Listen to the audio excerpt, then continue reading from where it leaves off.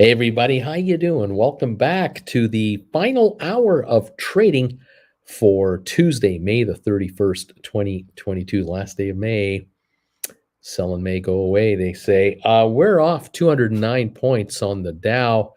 We were positive for barely a minute or two, about 45 minutes ago.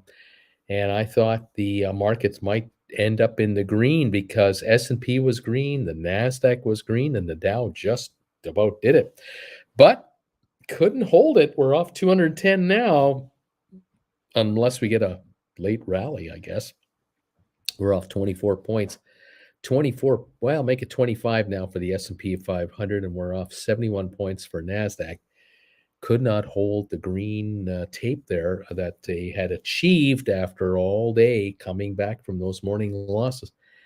We'll see if we stay down here or not. GameStop did not recover today. They reached about $121 a share, about just after 10 this morning.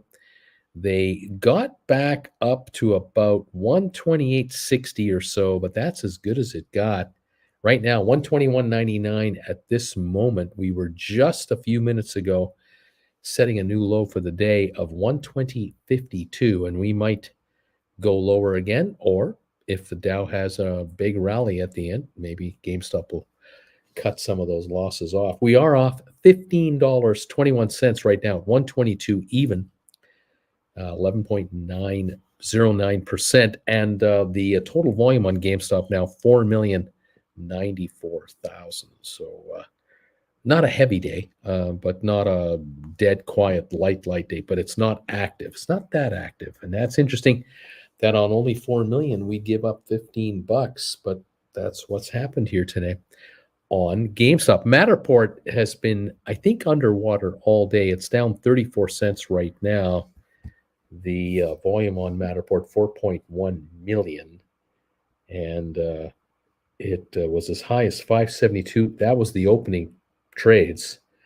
Then we dropped to 525 by 10 in the morning. We got back to just about 550, 555 around 12:30, but now we're at 530, 35, 33, 35. So we're down 34 cents on Matterport today.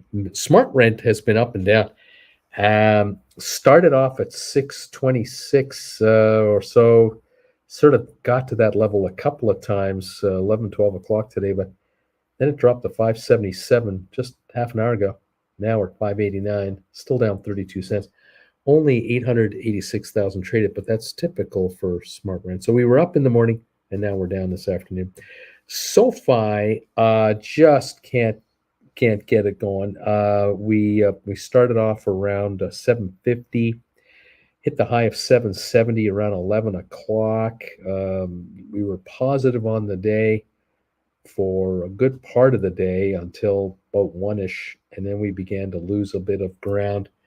We were sitting around 750 a share, and then 730, so about 745, 750 share until about an hour ago. Now we're down to 730. We're off 26 cents now on 30,500,000. The low of the day 726, and we're at 730 right now. So it's a negative day for SoFi. Spire been up most of the day. It's up 6 cents right now at 157. Trying to go a little higher. 165 for the high today on Spire. 1 million volume, so that's a little better. GameStop 121.52, as I saying earlier, we're at 122, 150, 121.52 now, about $1 away from the low of the day, 120.52, the low of the day, $1 away. AMC is negative again. The shares have traded 93 million. A lot of speculation on these shares because of this Top Gun Maverick movie and the success it had over the weekend. There were those who were thinking, well, this is going to be a good movie year.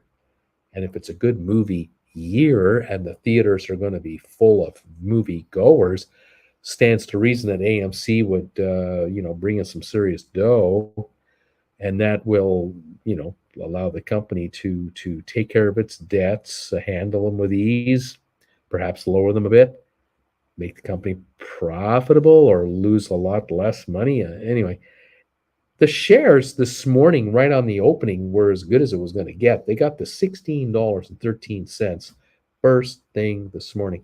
Then they crapped out. Within 30, 40 minutes, they were down to $13.93, like $2.20 lower. Now, $14.36, down 7 cents after being up almost all day, being in the positive. And we're at 14.38. We're just kind of hoping to break even, I guess, the way this is going today. 93 million, a lot of volume. ATIP down 4 cents, make it 3 now, down 3 cents to 192. Below the day, 185. That was this morning's opening. It went right down to 185 and then climbed up to 199. Couldn't break 2 and hung around 195, 196, 197 for hours and hours and hours. And unfortunately, after 2 o'clock this afternoon, it dropped off, and it's now 192, down 3 cents. 413,000 volume, nothing great, but ATIP could not get over 2 today. Tried, maybe tomorrow. Rocket Lab is down 27 cents to 473. This is the low of the day. 3.6 million traded. We opened at 509, got to 515. Backed off to about 486, got back up to 506. That was at 11 o'clock, and then it's been downhill ever since. We're now 472, 3.6 million on Rocket Lab. Cyxtera, 1464, touched 1479 today, and that is at 1479 an all-time high. 243,000 volume. It's up a nickel, and it's right near its all-time highs. No news, no nothing, absolutely nothing. It's a company that is up for sale. There are a Wall Street brokerage firm, I don't know which one, that has been engaged by these guys to sell these guys, to find a way to merge them into another company, have another company buy them, take them over. I don't know what. And so the stock has been doing okay. I mean, this is a $10 SPAC. It's 1466. Low volume. ME, 23andMe. Man, oh man, oh man. They opened at 292. They were as low as 287. Then they got up to 302. So we've only had a 15-cent range. We're back to 292 again, which is where we opened at. And we're up 6 cents. We're up 2.4 million. Can't seem to break 3 and hold it. Kind of frustrating. Pfizer down 72 cents to 53.20. The low of the day, 51.95, right in the first half hour. It's been battling back to 53.20 from 51.95. Hewlett Packard, HP Incorporated. It's 39.02, up 27 cents. We started in the red, down at 38.26 today. And then we went to the high of the day of 39.50 in like 40 minutes, went right to the height of the day. And we've been around 39 to 39.40 ever since, 39.30. We're right now 39.01. Twitter down 42 cents to 39.74. Home Depot down 4.45 right now, 3.04. And low of the day for Home Depot, $300.83. Robinhood 10.07 down 31 cents. Vanik Vectors down $1.79 to 243.81. IBM is down just 20 cents, reluctantly giving up ground. They're doing really well. The cloud computing.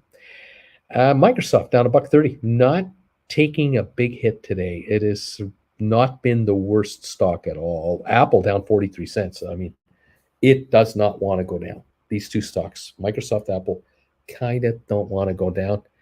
They're down because the market's down 196 points, but they're not leading this market in any direction. They're holding on as close as they can, as best they can. They're trying to hang around zero here. Goldman is up 14 cents, 326. Got up to 329 today, low of 323. We're at 326, up 14 cents. Just a saw off there. Cisco down 47 cents at 45.14. Facebook up 38 cents. Amazon having a good day, $2,417. $115 gain on Amazon today. the word came out. I think there was an article somewhere saying that the shareholders have approved the share split or something like that, and the shares are reacting positively. But I tell you, Amazon's 52-week high is 37.70. It's trading at 2,400. I mean, this is 1,300 under the high of the year. And when they proposed the stock split, when they mentioned this stock split, I think the shares were well over 3,000 a share. They got up to like 3,400. So they've backed off $1,000. This is a 20-for-1 stock split. So as of now, if these $2,400 shares were to split now, it would be a $120 stock after the split. So it's up 114 today. Tesla's down $2.46. It's around 756, 755, 757. Google up 47 cents to 2303. Bed Bath Beyond down 61 cents to 862. BlackBerry down 57 cents to 599. Royal Caribbean off 43 cents, 57.76. Target down 435. JP Morgan down 88 cents. Costco down 410 a share. Walmart up 13 cents. Nvidia down $1.68. Disney up $1 to 110. American Airlines down 12 cents, $18. Netflix up $1.70 to 196.90. DraftKings down 143 to 13.30. Moderna down 368 to 143.98. Interesting. Over at Boeing, down $1.26 to 130.97. They were as high as 132.99, but they've since backed off. But boy, have these shares taken a hit. My gosh, looking at January the 14th of this year, Boeing was 226. Here we are at 130. Wow, just a haircut, 50% haircut on Boeing. Yikes. All right, the Dow right now down 198 with 48 minutes to go in today's session. First session of the week. It's a short week. Matterport 536, down 32. SmartRent down 32. SoFi down 23. Spire up 6.5. GameStop 122. Looks like 13. 122.13 with a low trade, I think, of 120.52. Down $15.08 roughly at the moment. 122.13 down 15.08. There you go. There's our story. There's the deal. Welcome all to the show. Tiff, thank you for thumbs up number 3. Hector, thumbs up number 5. Thank you. Cindy B, good afternoon. Trading from Lake Huron. How about that? Alberto, good afternoon. Bagel Familia, I'm number 8. Hello from Kent. Shays, Cindy B, how are the black flies? Good afternoon, everybody. I'm number 17. Hello, says Liz. Mallow Shark, I'm 22. Kareem, yee. Liz, squeeze, coz, yet. I don't know what this means. Tiff, we have some green not too long ago. It's true. Nick S, 25 thumbs ups. Has HD gone down yet? Is this Home Depot going to go down on me or what? Is it finally going to drop so I can make some money? It's down 433. Actually is dropping a little bit here in the last few, maybe last 20, 30 minutes, because I note that about at 2 o'clock Eastern, it was 305.50. Now 304.20. $1.30. You've come back another $1.30 to be down now, $4.30 a share at 304.26. The Dow still holding, or still seems to be down. Yeah, 205 at the moment. At the moment, HD has got negative vibes. Vernon Edwards, good afternoon, everybody. Welcome, Vernon. Michael Downs, number 26 thumbs ups. Thanks, buddy. Liz says Sixtera isn't affected at all with this down market. I agree. Tiff, I get the impression that someone wants SoFi to stay under the 750 mark. Aurora, I am thumbs up number 32. H. Gregory, I think I'm 27. Michael now started out bigly with my energy stocks. Not so much now. Larry Titus, hi all. Thumbs up 37 right here. Thank you, Larry, for that. D.H. Ruda, I'm thumbs ups 45, man. That's awesome. We're at 45. Rodrigo, Uncle Bruce, bought my GameStop cover call for a nice little profit. With earnings tomorrow, do you recommend to write as a hedge in case it dips? Is it earnings tomorrow? Are we sure it's tomorrow? I'm not sure. Do we know that? Rodrigo, I'm not sure how to play that. Kiwi, number 47, thumbs up. Wing Commander, I'm number 50. Cindy B, Shez, only saw one today. Fish flies are out though. So there you go. Talking about what's happening in Lake Huron. 183, 179 is the down dip on the Dow. A little recovery going on here, just slightly better. Is it the trend here with 45 minutes to go? I don't know. It might be. We're down 17 on S&P. We're down 28 on NASDAQ. They are coming back a little bit. They're only down a quarter of a point, 0.39 of a percentage point. So the S&P and NASDAQ are definitely improving quickly. Will the Dow come along? Yeah, 157 now, down 0.44. Well, let's see what happens. Headline here, the Federal Reserve's quantitative tightening is about to arrive. What that might mean for the markets. Now, quantitative easing and quantitative tightening, to give you folks an idea in plain English what this means. The Federal Reserve has been buying bonds on the open market so that when a corporation goes to issue bonds to raise money, whether they're just rolling over old bonds with new bonds to keep paying interest on the debt they have, what's been going on the last number of years, over 10 years now, is the Federal Reserve has been buying a percentage of bonds that have been issued by corporate America, by states, by the US government itself, any entity that's raising money. The Federal Reserve has been buying bonds with its unlimited balance of money that it can print and just buy bonds. That's creating money. That's printing money. The United States Federal Reserve has been printing money to buy bonds, therefore injecting money into the system, the bond market, to make it cheaper to raise money. And that's why rates are so, or have been so low. In some cases, there were companies issuing bonds last year for zero interest. And it was quite common for Apple, for example, to go to the bond market and only pay 1% to 3% interest over the next 30 years for money. Like, that's less than inflation will ever be. That has ended. The Federal Reserve stopped buying bonds about a year ago, 6 months ago. They stopped buying bonds. Now, the reverse is about to happen. The Federal Reserve would like to start selling bonds that they own. They've been buying. They own $9 trillion of bonds. That's how much the Federal Reserve has. 9 trillion. Now, the European Central Bank, which handles all the EU countries, 23 countries in Europe, whatever that is, they've been buying bonds. The Bank of England has been buying bonds. The Bank of Japan, the Bank of Canada, all the G20 countries and their national banks, their federal reserves have all been buying bonds together, along with pension funds that buy bonds, mutual funds that buy bonds, investors, hedge funds, all that. Well, the game plan now is to start to tighten go to quantitative tightening. And that means selling off bonds you've got into the market from time to time, not in a hurry, just in a general, easygoing way, to, quote, tighten the money supply, because, of course, the Federal Reserve will sell a bond into the bond market.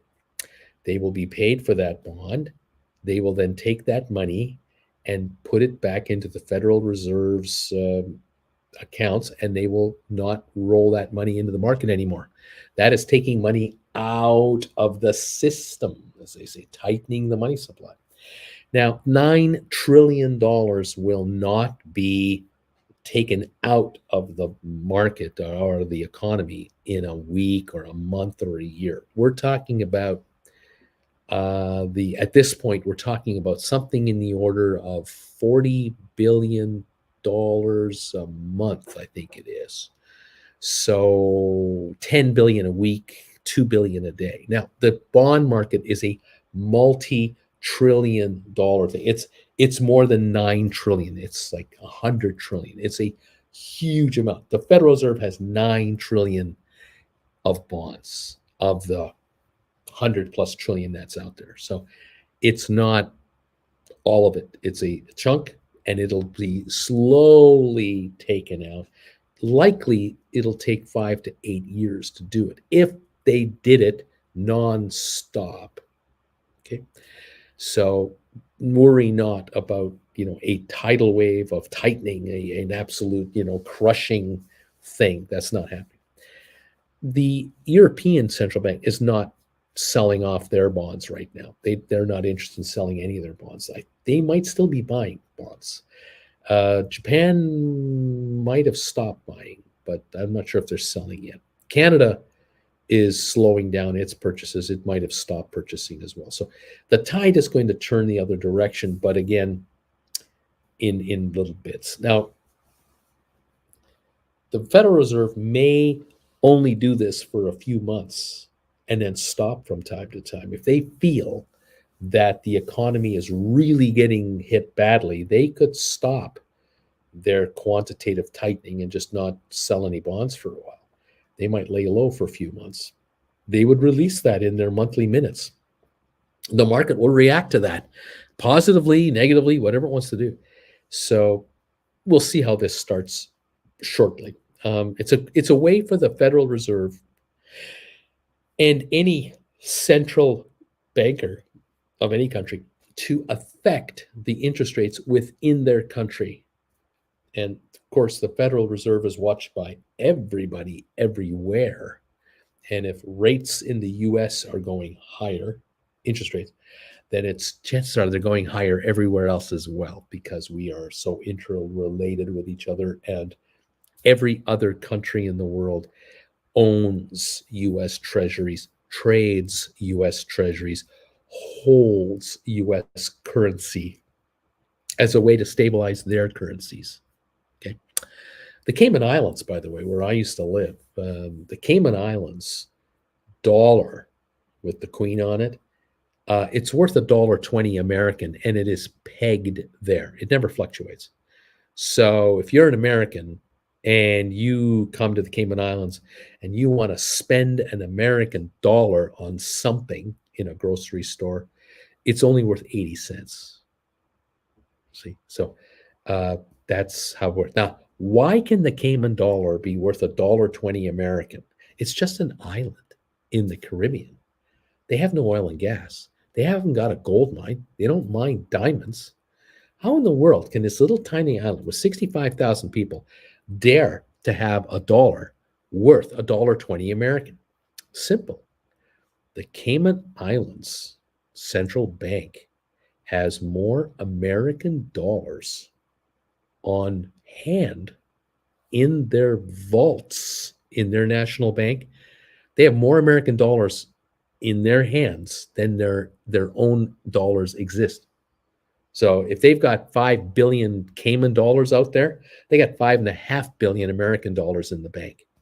So that's how you peg your currency. You see, because if anyone tries to dare take a run at the Cayman Island dollar, in other words, if every country in the world that owns any Cayman Island dollars, or any investors or speculators try to just sell the Cayman dollars into the open market, they'll be paid $1.20 for the dollar by any dealer, because every dealer that deals in currency knows the Cayman Islands has more American dollars in their bank than they've issued in their own dollars. Lots more, 20% more. And so every single Cayman dollar could be redeemed for an American, for $1.20 American, and the government would still have American money left in the bank, more left in the bank. So the Cayman Island dollar is not going to depreciate in value whatsoever. That's how you peg your currency. That's how you're worth more. Quite interesting how that works. That's been I remember that policy from 1997 when I was getting ready to move to the Cayman Islands. That was 27 years ago. And there are more Cayman Island dollars in circulation today than there were in 1997, 98, because the country, Caymans are larger. They have a larger economy today, inflation and all that. So there's way more Cayman Island dollars floating around than before, but there are way more American dollars in the vaults for the Cayman Islands government to back up the dollar. So it doesn't go down. Amazing. Okay.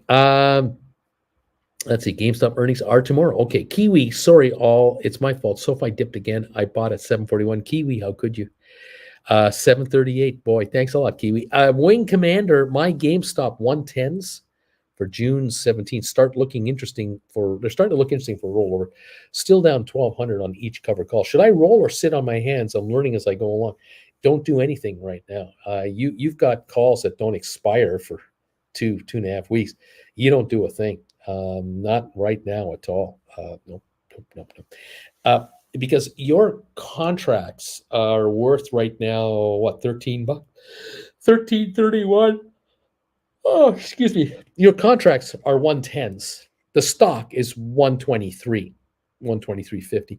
So your calls are worth 13.71 each. 123.71 is the stock right now. Plus, there's time value on top of those. As a matter of fact, let me take a look at your calls right now. You said June 17s, right? Okay. So let's go up to June 17 and see what your calls are going for. Let's take a look. There's June 10s, there's June 17s, and you have 110s. Okay. The 110s are trading, the last I saw on my machine, which is a bit behind, 21.30 to 22.50. Now, they're only worth 13.71. So the difference between 13.70 and 21.30, which is the bid, is the premium, time premium. You're going to see that shrink as we get closer to June 17th, no matter what GameStop does. If GameStop sits here at 123.50 or something like that, if it's in this neighborhood, those contracts of yours will come down to 13.50 each from the current value of 21.30. They're going to lose $8. The $8 of time premium will shrink out. That is when you are looking at a rollover, the possibility of a rollover. Now, in theory, you might be ahead of the curve at that time, behind the curve. If you're down 1,200 right now, something tells me you sold your contracts at probably 9 something dollars each, and they're at 21 something dollars, so you're 1,200 upside down on that contract at the moment. That's because the stock went up in price, right? But when you sold those contracts for 9 something each, the stock wasn't 123, and it probably wasn't even 110. The stock was probably 105 or 100, something like that. Nonetheless, if the shares are here at 123 towards the end of your contract's life, which is June 15, 16, 17, the contract will be trading at about $13 a pop, which brings you within about $4 of your sell price. What you're going to look at doing in the last couple of days before these die on the 17th of June is you're going to buy yours back to sell new calls for maybe July something, early July. And you might be looking to sell 115s or 120s for at least as much as you're going to buy back these June 17s for. The ultimate is, if you can buy your June 17s back, let's just say for 14 bucks, but you can sell July 120s and bring in $16, $2 more for a contract that goes till July, but it has a higher strike price, you have a double win. You've won on at least a $10 move up on the exercise price from 110 to 120, and you've won $2 a share for every call you've rolled over going into the new contract. And of course, if in July sometime, late June, July, the share prices drop from 123 to say 113, you've written a $120 contract. That's now out of the money, because if the stock's 113, you got a 120 written here, you're $7 out of the money. There is no book value. The contract will only trade at time value, and that will depreciate as each day goes by towards expiry in July. So If you write for 16, like I said, you bought these for 14, you sold these for 16, these will start to drop. With a $10 stock price drop, these 16 contracts will, $16 contract will probably go to what, 9 or 10 bucks. That's the first thing that's going to happen. The second thing that's going to happen is they're going to keep dropping because the stock value is out of the money, and the contract's out of the money, the stock's below your exercise price. Eventually, that contract will be worth zero. In theory, you wouldn't have to buy it back at all. You could keep all $16 if the shares trade and close under 120 in July when that contract year is expired. So this rollover coming up, there's possibly a rollover coming up for you, could be very lucrative for you, as all rollovers can be lucrative for option writers. Option writers seem to have a way of always winning in the end. The gamblers on the stock exchange floor, or the gamblers on your casino floor, are buying and selling contracts all the time, hoping for the big score. But in the end, they lose money. Sooner or later, somebody loses money. There's winners. There are option winners, but there are always option losers as well. And one of those losers is going to be your loser. It's going to be the loser you're looking for, the person that may be allowing you to buy back your contract for way, way less than you sold it for. And that person will be grateful that you're even buying it, because the price of the stock and the length of time the contract has left to go is making you a winner. And that is how option writers make money every time. It's just how we do it. Liz, GameStop wallet available for iOS anytime soon? Question mark. Jason, darn it, Kiwi. Caverti, number 55, thumbs up. Mirko, number 51. 59. Thank you, Mirko. Liz, I'm not sure about the timing of the wallet. I don't know what the timing of the wallet is. We're gonna find out. Aurora says, Liz, they said it will be available soon, but no date given yet. So thanks, Aurora. We're waiting, Liz. As soon as we know, we'll let you know when we know. All bonds must go, says FL. They got to go. They got to get them on your summer sale.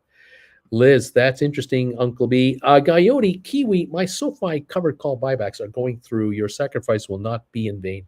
Thank you very much. Aurora, Liz, this Thursday, GameStop will have its annual meeting. We will know if the split will happen. Maybe they'll announce other things too. We'll find out. Aurora, Liz, this Thursday. Well, it's the same announcement. All right, Liz, whoa, exciting times ahead. Sell my house, number Marlboro. I'm a thumbs up 66. Thank you, everybody, for throwing thumbs ups at us. If you let me know what number you are, I would appreciate it. That is beautiful, folks. I'm showing 74 now on the thumbs up meter. Only got 165 people here. We got 74 thumbs ups. This is awesome. Thank you, everybody. FL says GameStop earnings will not be good, but it might not even matter. The split is a much more important event, in my opinion. Number 67 from Option Nomad. Thank you, Aurora. Liz, exciting times ahead for GameStop. Coyote FL, agreed. Albert.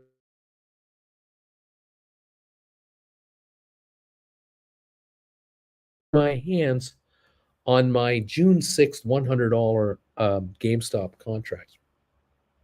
It'll either come down close enough to entice me to buy back, or it won't. And I'll buy back and I'll roll into another contract. And there's the win. There's the ultimate win, because you are a casino. You don't go anywhere. The casino is always there. If you go to Vegas today, you'll see the Bellagio. It was there last year. It was there 5 years ago. The Bellagio was there 10 years ago. It'll be there 10 years from now. The Bellagio keeps rolling over their slot machine winnings to the next group of people coming in the door. So, yeah, once in a while you're at the Bellagio and you hear bells going off. Some lucky sap wants some money on a slot machine. Yeah, Bellagio knows that people can win money on their slot machines. But they also know that they have thousands of slot machines, and a couple of dozen win a day, not thousands a day. And there's the difference for the Bellagio. They're there all the time. You, as an option writer, are always there. You roll forward into longer term contracts at higher strike prices. You will win in the end and you will keep on writing and keep on winning. That's how it's done. Mello, I thought GameStop earnings call was on the 7th. Did they move it or something? Alberto Bill was thumbs up. Again, I don't know why I thought something like that too. I thought it was next week, but if it's this week, it's this week. If somebody knows the dates, great. WD, thanks. I got 100 GameStop June 10 also. Right on. There you go. Giddy up, baby. We're at 124.21, down $13. We have 25 minutes to go until we close for the day. The Dow Jones has come back. It's down only 59 points. It's come back. So Matterport is down 30 cents, and SmartRent's only down 24 now. SoFi's only down 12 cents. They're coming back up again. Spire's still up 6 cents. GameStop now down 13 at 124.10. AMC is up a penny. ATIP is up only down a penny, actually. It's coming back up. Rocket Lab is improving a little bit. It's still down 23. Sextera is up. It's popped here, up 18 cents to 14.78. ME is giving up some ground to 291, up a nickel. Pfizer down 74. Hewlett Packard up 50 cents. It's climbing. It's climbing. Home Depot's climbing. It's only down 289. It was down to 300. It's 305. So it's not giving up all that much ground today. Vanik up 8 cents. It's recovered. IBM is positive 14. Microsoft is positive 92 cents. It's turned around. Apple is positive 53. They've all gone green. Goldman up 178, climbing. Cisco only down 20, coming back. Facebook up $1.10, climbing. Amazon up 126, going higher. Tesla is green, 8 cents green, but it's green. Google up $56, still climbing. Bed Bath Beyond is a little better. It's only down 50 cents. BlackBerry a little better, still down 54. Royal Caribbean only down 15 cents. It's climbing too. Target trying to turn around. It's still down 406. JP Morgan is going higher, up 153 now. Costco is a little better. It's down 267. Not much of a drop today. Walmart up 65 cents. It's climbing. Moderna is climbing. Sorry, NVIDIA is climbing. It's only down 21 cents. NVIDIA definitely coming on. Disney climbing, up 157. American Airlines not going anywhere, down 21 cents. Netflix up $3 now to 198. And Moderna is climbing, actually, to 144.74. It was as low as 142.70. It's come back $2 to be down 293. So the Dow, brought a few stocks closer to either even or brought them just above the break-even line here and there. Right now, we're down 82 points. The S&P is down 5, but NASDAQ is up 14. We've gone green again on NASDAQ, and the S&P is only down 5 points. So it's trying to, come back. 78-point drop on the Dow. Looks like it's climbing again. Aurora, Mallow Shark, they must have moved it. The date that shows on their website is June 1. Liz, so rolling over is mostly always done right before the expiration date. Well, I like to say that typically speaking, if you have a call option that you've written that has 2 or 3 weeks still to go on it, and it's now in the money, you really want to look at doing a rollover when there is no time premium on it. Now, this depends on a couple of things. A few months ago, we had a scenario where people were writing $100 call options on GameStop when the stock was like $94, $96. They were writing 100s, and they were writing 101s and 15s and so on. And the stock took off. It just took off because Ryan Cohen decided to buy a bunch of stock, and that created a real sensation. And all of a sudden, within a couple of days, the shares were like up $140. So anyone who written a $100 call, all of a sudden is sitting there going, oh my God, my call option is $40 in the money. Now, they received $10 for their call when they wrote it, for example. So, the most they're going to get is $100 plus the $10 premium. They're going to get $110, and the stock's at $140. They were not happy. But there were people on this channel here watching me who had 2 or 3 weeks of time left before the contract expired. And those contracts, even though they were worth $40, were not trading at $40. They were trading at $50, $53. A lot of time premium still. I told those folks, look, I wouldn't do anything right now. I would wait for your contract to get closer to expiry. And it turns out that almost all of the viewers did do that. They waited. Now, the stock went higher. It went all the way up to 200, and then it came right back down to 180, down to 160, down to 140, and it just kept depreciating back to $88. Didn't do it in like 2 weeks, but it did do this jump and then pullback. So a lot of folks were looking at a scenario that as they got closer to expiry, their contracts were trading at just about and only about book value. Now, in some cases, I had people saying to me, my contract's trading at $60 because it's 60 in the money. Some were saying to me, oh, mine are trading at 40. They're 40 in the money. Some were 50, some were whatever. Now, what we were then doing was the advice I was giving was, look, I would recommend you buy back your call for book value. Turn around and write another call that's the exact same price, exercise price, for 2 weeks out. You'll probably get $3 or $4 or $5 more for it because it's got time. So if you pay $60 to buy this one back, you can probably write a new one for $63 to $65. Take the extra $3 to $5. It's still a $100 contract, but you're giving yourself another 2 weeks. And lo and behold, those folks who were using this strategy, they found that within the week to 10 days to 2 weeks later, as those contracts were only trading at book value, the stock was dropping. And that's when people found that, oh, I was 60 in the money. Now I'm only 35 in the money, and my contract's trading at 35. And so I was saying to those folks, okay, your contract's about to expire. Buy it back at 35 and write another contract 2, 3, 4 weeks further out, either at the same price, exercise price, or maybe $5 or $10 higher on a strike price. You might be able to write a $5 or a $10 higher strike price call for just as much money as this call is costing you to buy back, which means that you're moving up your strike price and you've got more weeks, more time. They would do that, and guess what? A week or 10 days later, the stock dropped again. And all of a sudden they realized, yeah, I went from a 100 contract to a 105 or a 110, then I went to a 115, I went to a 120, and lo and behold, the stock had gone from 100 all the way to 210, all the way back to 120. And these calls that I wrote are back down to like $7, $8 each. And the last time I sold them at $38 or $44.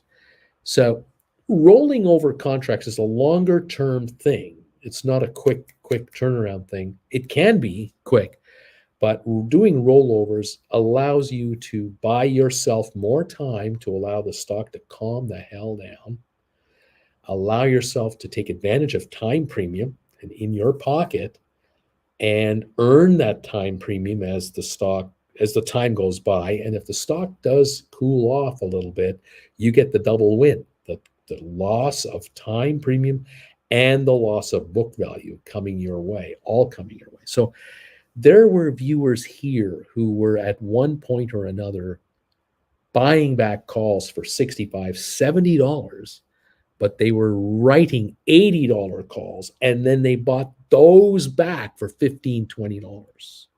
And there was this big gain finally made at the end of the day. They lost money on that rollover. Obviously, they sold a call at 10. They had to buy it back at 60. They sold a new one at 70, but they bought that back at 20 or at 15 or at 10, obviously. Now, some folks were writing a call for $75. And when the stock dropped $30, $40, they would buy that call back and write another call for more money. They'd buy that $75 call back for, say, $45, but they would write a $50 call to replace it, bringing in another $5 in their pocket. And the call that they wrote, the new one, was at a lower strike price because the stock had gone way down. and it was maybe a shorter time frame contract because they were writing in some cases they were writing 5 and 6 months out contracts to get the fat premium they wanted. Now they were buying those back and writing 2-month out contracts. Stock dropped some more. They bought that one back, wrote another call for another $4 or $5 more, shorter in again in time, and they kept doing the rollover the other direction. And it got to the point when the shares broke 100 a share 2 weeks ago, a week ago. They were literally looking at buying back calls for $3, $4, $5, $6 that they were writing for $20, $30, $40 each. And they scored. So many stories to this. There's many versions to this story. There's no one story here. Liz, well, technically buying a call back and rewriting it, essentially rolling it. Wing Commander. This also aligns with the notification I got from my broker earlier today. Tomorrow after the close is when GameStop puts their pants down. Then the stock usually goes down. History tends to repeat itself. Alberto, if you're in the negative, you cross your arms and wait. Vilbus, Liz, mine is upside down a couple grand currently, and the momentum is downward. So I might as well let time premium decay to get the buyback price as low as possible if the share price stays well in the money. Munimo averaging down on SoFi shares today, 1,338 at 1,306. H. Gregory, Uncle Bruce, I have a poor man cover call Apple with the long call being a 145 June 17. All right, so let me go to Apple just 1 second here. Okay, it's 149.88. So I have 145s, June 17th. It's worth 733. I was thinking at expiration, I'd exercise the long call if Apple's above 145. I have a 147 cover call that expires at 617 as well. I was thinking of rolling that if it's in the money at expiration. What do you think? Okay, so you're using a 145 call that expires June 17th as your in the money call to write a call against it, which is the 147. Okay. My strategy would be on this one. You sell off, again, you have to finish off with that 147. But once you finished off that 147, whatever you're doing with it, I would sell off the 145 call for June 17, and I would then buy another deep in the money call. Now, you are not sitting on a deep in the money call at all. You are really doing a poor man covered call. I mean, you're not spending 40, 50 bucks on this call to write calls. You're spending, not a lot, a couple $100. I get it. I get it. But I would be doing something like, selling this one if you're into the money. If you're up on it, great. And then getting your hands on a 140, for October, December. I recommend you go a ways out and lower in deep in the money, deeper in the money if you can afford it. But no need to exercise it. H. Gregory, I was thinking rolling it in the money. Okay, Mirko. H. Gregory, if you just sell the long one and buy back the 147, you eventually will make more than just $200. Yes, that's true, because he's going to make money on the 145 if the stock keeps going up in price, because it goes up too. The 145 goes up, the higher the stock goes. Right now it's 149.69 on the stock. Okay, he loses on the one, he makes on the other. Obviously, Alberto I was in the negative. 938 a contract. Crossed my arms and only down now $230. Before Uncle, I would have panicked and bought back at a major loss. There you go. We don't do that. Coyote Bill was 100% the move. Even if I think Apple will go back to 170, Miko. Well, Mirko, yeah. Look, if the shares go to 170. They're going to have to go to 170 before your contract expires, right? Now you've got a June 17th. Like you're down to what, 2.5 weeks here. So you can wait, but I would be, sooner rather than later, I would be rolling into a contract for more time, so you can keep writing. But you gotta watch that stock very closely, no question about it. Liz, Uncle Bruce, thank you. I think it finally clicked in my head. Writing again for a higher strike price and with more time while you buy back a loss smaller than just written one's value.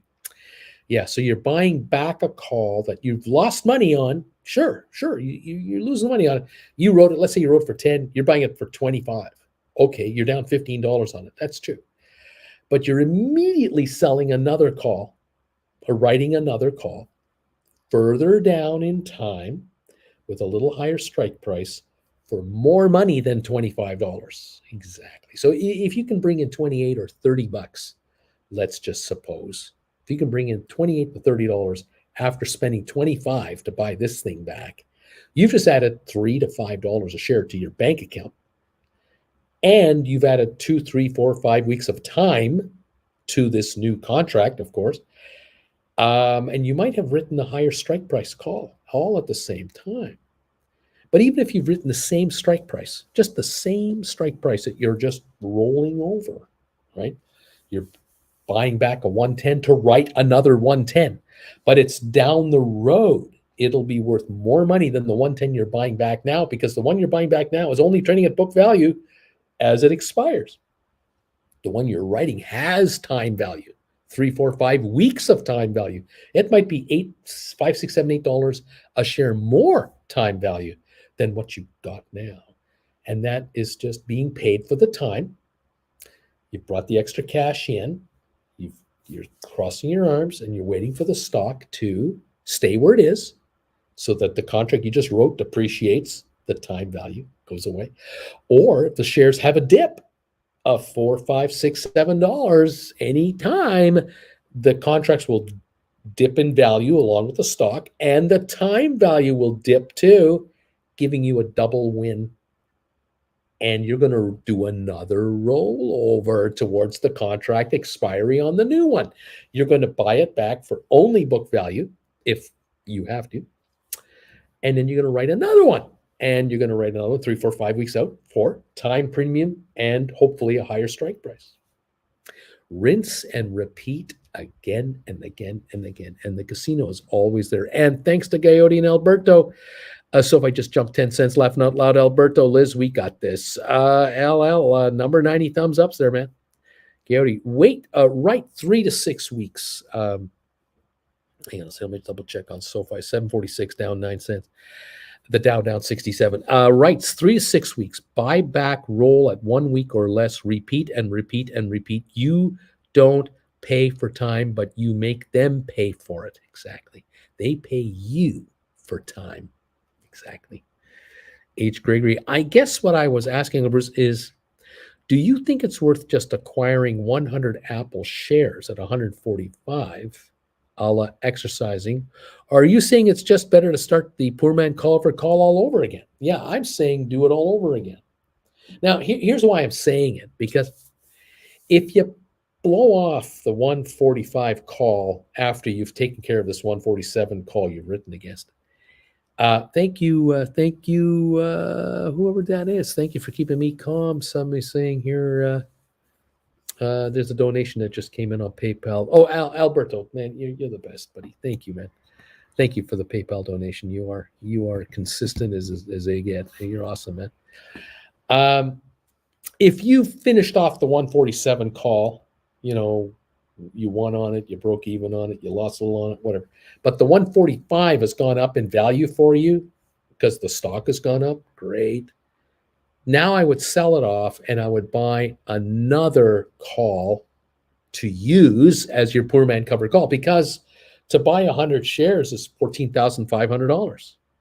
Well, if you got $14,500 lying around to buy these 145 shares, why don't you use $14,500? Why don't you use that to buy in the money calls that are in the money $30, $40? You can buy like 4 or 5 of those. Like, for example, you could maybe you could buy 120 or 125 calls, 120 calls for like next January, February, like way out there. They're way in the money. Most of the money you're spending is in the money. But instead of using $14,500 to buy 100 shares, use $14,500 to get up to 5 contracts. Now you're writing 5 contracts instead of writing 1 contract. And you have 5 times the leverage of cash coming in. It's like owning 500 shares or controlling 500 shares to write 5 contracts against 500 shares. More moolah per, 5 times the amount of money. That's all it is.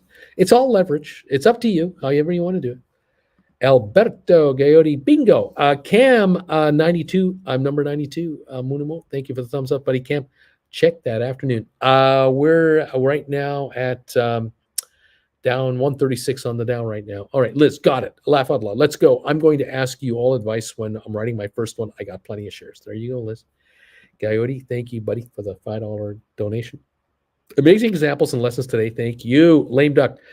I'm letting my 105 and 110 June 10 expire and keep premium. I'm going to keep the premium and then buy a put against 100 shares, then write another, and then with the other 100, buy my last 2 shares of Google, then a couple shares of Tesla. I see what you do. Okay, doing all kinds of stuff here. Alberta, good. I agree. I sent PayPal. We're on the same page. There you go. Gaudi. Liz, Alberta, that is my favorite thing about this channel is how everyone helps with advice and brainstorming trades and writing opportunities. It's the best. That is why you want to be a member of this channel to put in your 2 bits worth of advice, get some advice your way. I'll do my thing. Everyone does their thing. We compare notes and kind of go from there. Yeah, that's the beauty of it. That's why this channel just keeps on going. We just keep her going. Alberta Coyote, mic drop right there. H. Gregory. I get an Uncle Bruce. Thank you. There you go. Liz, thank you for this €4.99 super sticker. Thank you very much. It's got the it's got this expression on. Oh, incredible! Thank you, Liz. You guys are great. Keeping us in hotels because we are nomads without a home. We're living in hotels. Thank you, everybody. Lame Duck. I'm letting my okay. Oh, anyway, I did all this. Sorry, I got to keep going. I did that. Austin SoFi has been fighting 750 all day. It's 7:48 right now. We got 4 minutes to go if I got my timing right. And we're at 740. We're 2 cents away. We're at 748 on SoFi. Spire 157.6 up 6.6 cents. GameStop 123.65 down 13.65. Gowdy, I love that concept that as a stock climbs, you can keep writing higher and higher strikes, like consistently dangling the carrot in front of them that the buyers can never have. There it is. You've got the suckers on the floor of your casino. They have a limited amount of time that they can stay in town and their jet goes back home. You know that. And so you're dangling your shares just out of reach and they're paying to play. Yeah, they're the gamblers. They are running out of time every time you offer a contract. Exactly. And the secret is, how high out of the money do you write a contract for and how long time do you write a contract for? That's the proverbial question. You want to write a call just enough out of the money that they can never get to it and just short enough or long enough to get you the fat premium in your pocket right now because you get the money up front. That's what you want. Alberto, our personal shorty, angry balding broker. I love this man. Dave, the Mac guy. My SoFi shares and cover calls are both in the money. Who will win? Here you go. 748 on the stock.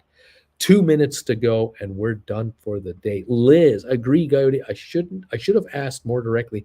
Everyone's willing to think along. Kent, Gowdy, yes, 100%. I'm super grateful for everyone's advice here. Learning so much. Thank you for the advice on Discord 2G. Lucky 17. There you go. So, we're working it. These markets change on a moment's notice. We're down 222 on the Dow. We were just positive a few minutes ago. I thought we'd go green again. It didn't happen. And here we are down again. We're down to what do we got? A minute to go? I'm not even sure. Is it a minute or two and we're done? So there you are, kids. Coyote, Liz, I was in your exact shoes when I started writing calls last summer. Uncle Bruce and everyone taught me everything. You're going to learn so quickly. And there you go. There's what we do here. Try to help each other along and guide you through the whole thingy, and it changes every day. It changes every minute. And so we as writers, you as the writers, I as an advisor, we're on top of this as best we can be to kind of figure it out and kind of go from there. 243 down dip on the market. 1 minute to go, and we close for today. Spire 155.5. SoFi 747. Smart Rent $6. GameStop 124.02 down 13.19. There we have this market. Austin, got to run. Wife wants me to help cook. Do I have to do everything around here? Come on, meow. Good luck. Hang in there, Austin. We're just about closed. Down 233, down 222 on the Dow, and we are getting ready for the bells to go. Thank you for these donations today, super chats, PayPal donations. Thank you, guys. You're keeping Jennifer and I on the road as nomads. We appreciate it. We're in Hamburg, heading for Berlin tomorrow morning. Larry Titus, the bells have been rung. Coyote is ringing them too. I'll be on the air tomorrow afternoon from Berlin. We just have to get to the hotel, check in, plug everything in, and get going. So bear with me if I'm a little late tomorrow. Very reassuring. Great laugh out loud. Thanks, guys, says Liz. Right on. You got it, Liz. We are here for the long haul. Spire looks like a 3-cent gain for Spire, 154. GameStop down 12.71 at 124.50. And we're now trading in the aftermarket, I guess, at 123.50 at the moment. Down $1 on the aftermarket, just to start things off with. There you are. Another day done, and more knowledge garnered. Coyote, Berlin, that's going to be so cool. Safe travels, Uncle Bruce. Yeah, we're looking forward to Berlin. We're going to be there for about 6 days. We've been there before. We love the city, and hoping for nice, warm, reasonable weather, and we'll see how it goes. Spire broke 160. I was pretty happy to see that. Sad it couldn't hold it, though. Spire, it did hit today, 165, actually. Yeah, maybe tomorrow. Maybe tomorrow can do it. ME did close at 3, by the way. Look at that. ME came on with a surge at the end of the day from like 289 up to $3, and the aftermarket 301. 5 million volume on ME today. Nice to see it hit 3 and stay there. That's kind of nice. Let's hope it does more. One day, Spire. One day, Liz. Love Hamburg and Berlin. Safe travels. Have fun. Easy on the beers. Oh, I'm drinking the Diet Coke. Jen is enjoying the beer. Yeah, we're good. We're good. Spire 154, SoFi 748, Smart Rent 599, Matterport 549, the Dow down 220. And that is our day here. What can I say? See what happens tomorrow. So tomorrow is Wednesday, June 1. And we're working our way to Berlin tomorrow. If the trains are on time and we don't have any trouble finding a Uber or a cab, we'll be at our hotel in plenty of time to check in. If they let us check in when we get there, I'm sure they will. And I'll be on the air from my room in Berlin, and we'll see if we can kind of keep you posted on what's going on. SoFi, after hours, the volume is going crazy on SoFi in the after hours. The stock's 748. Let me take a look on this other system here. Let's see. I'm only showing, I am showing 1.8 million. So there's volume there. That's great. Coyote, traveling the world, drinking Diet Coke on Jen and Jennifer Aniston's dime. What a life. You see, you got to love those royalties that Jen makes all the time. It's incredible, isn't it? Tiff, Coyote, our little Wall-E just needs a bit more time resting in the sun to recharge its batteries. It will run again real soon. There you go. 748 on SoFi. No change. I'm not sure if 1.8 million is accurate, though. That might be a glitch in the system. I'm not sure about this. We'll see. Time will tell. All right, guys. There it is. Coyote, Tiff, Beep, Bop, Spire. There you go. Okay. Beep, Bop, Spire. Spire right now is 153 down a penny on the day. All right, folks, have a great evening, okay? Join me tomorrow from Berlin as we begin a little stay there, and we'll watch the market. I'll be watching the market from the train as we're heading in, so I'll have a pretty good idea what's been going on in the pre-market. We'll then try to be on at the regular time with you. If I'm a little late, do not panic. It's only because I need to logistically get everything set up or get into that room.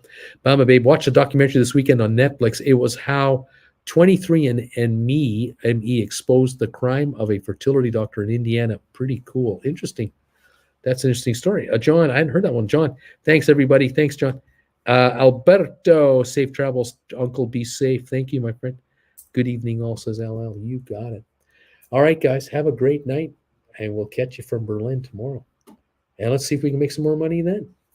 Yeah, all right. Mama Babe, been busy writing today. Just want to say hi. Can't, safe travels. I'm off to our favorite, my favorite Costco, Rancho Mirage, California. My favorite Costco in the whole world. I know that one, Kent. Cam, good night. Uncle B, Coyote Bama Babe, sounds interesting. Larry Titus, have a good night, everybody. Coyote, you take care. Thanks for the thumbs ups today, guys. Have a good night, and we'll see you tomorrow from Berlin. Bye for now.